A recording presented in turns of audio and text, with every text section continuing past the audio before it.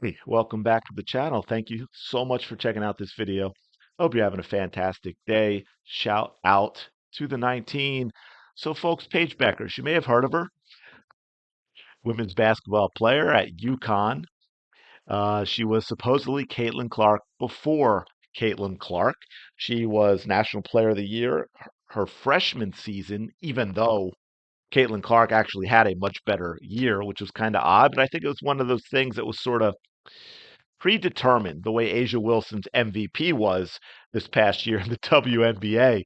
And another thing that has been predetermined with Paige is that she will be the number one pick in the WNBA draft, and she would go to Dallas, although there had been rumors flying around after it was determined Dallas would get that pick that she did not want to go there, that she was going to try and find her way to Los Angeles, that would be a better fit for Paige. Now, there's no video of Paige coming out and saying this. It's just one of those things that gets put out there. Maybe she released it to her agent who released it to somebody. Maybe she never said it, but it's just one of those things that happen. We've seen it happen in other sports.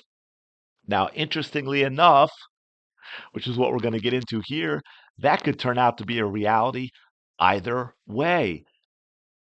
As you can see, Paige Bueckers' draft stock at risk as Olivia Miles beats projected number one pick to NCAA scoring record. And Paige, and look, first of all, Paige is having a really good season. Let's not get carried away that she isn't, but I don't think she's having the overall season that a lot of people expected her to. And there are other players who are playing really, really well, including players that are not going to affect Paige's draft pick because they're not going to be playing in the WNBA this year. Your Hannah Hidalgo, a teammate of Olivia Miles at Notre Dame. You've got Juju Watkins, of course, at USC, and Sarah Strong right there at UConn as well.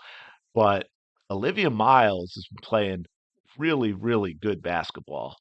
Um, ESPN, who unfortunately we know they get a lot of stuff wrong when they do these types of things with mock drafts and rookie of the year boards and all that. But they said talent wise, UConn Huskies guard Paige Bueckers should be the number one pick in the 2025 WNBA draft.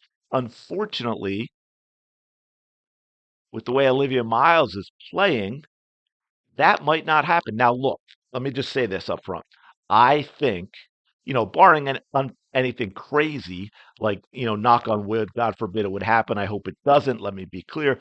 Hey, because she's had the multiple injuries, is that another issue with Paige? But everything going along as is now, Paige Bueckers is most likely still going to be the number one pick because she's been a name for so long, she's been around for so long and produced at a high level that it's kind of the safe pick. You don't want to mess up the number one pick, right? So Dallas may just because no one's going to if Paige struggles in the WNBA, no one's going to look at Dallas and be like, "Oh, you really messed up." But if they take anyone else and that person does not outperform Paige Bueckers, right? Then it's like, what were you thinking? It's like taking Sam Bowie over Michael Jordan. But Olivia Miles has been playing phenomenal basketball this year. Just had a triple double in a recent game, which is her third of the season. It's her second back to back, and I believe third actually in her last 5 games.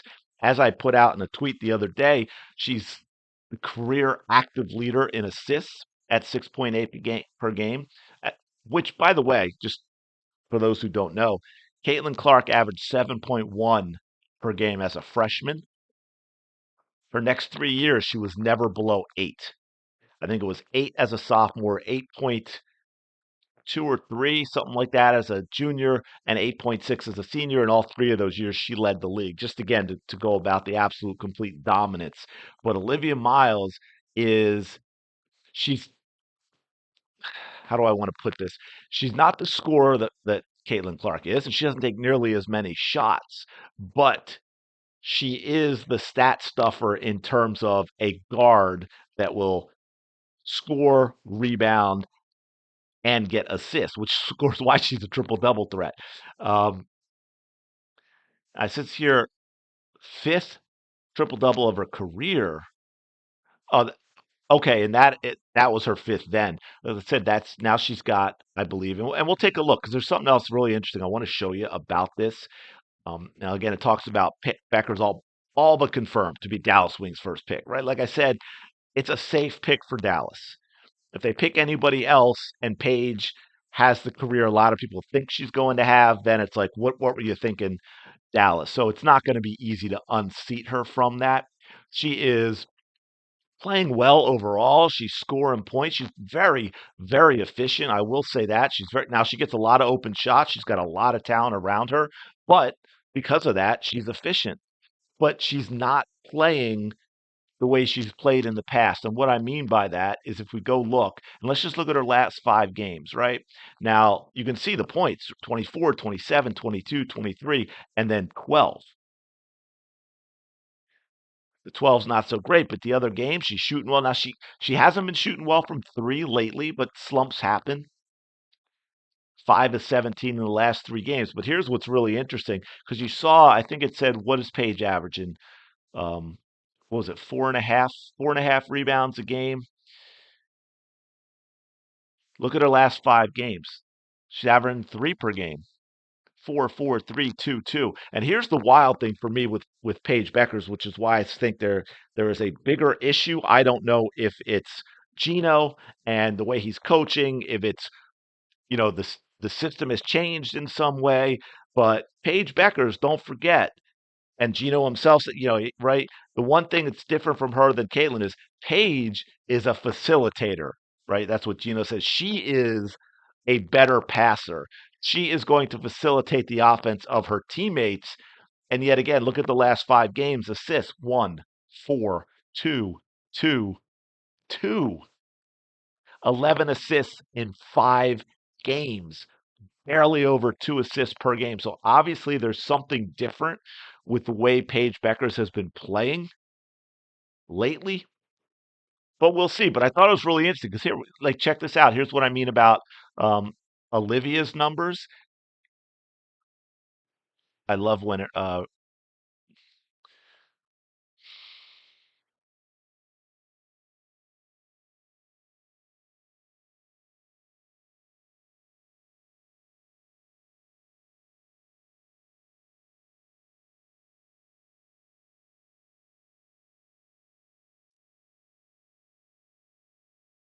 well, here's Olivia's numbers, right? Triple double, 11 points, 10 rebounds, 14 assists. The game before, 18 points, 11 rebounds, 10 assists. And I'm sorry, she didn't have a triple double. It's not 3 in the last 5 because I'm thinking of like, I got it confused. She just missed. If you look down a little more in 5 games, 20 rebounds. I mean, 20 points, 10 rebounds, 8 assists. So Olivia Miles has been playing really, really well. She shoots really well, as you can see. I mean, 8 of 11, 6 of 9, 6 of 8, 6 of 11, 5 of 11. She doesn't miss. She doesn't take a lot of shots, and see that's what I mean. There's a huge difference there between her and Caitlin Clark. She does take about, I don't know, 40% or so of her shots from three, which is a decent amount.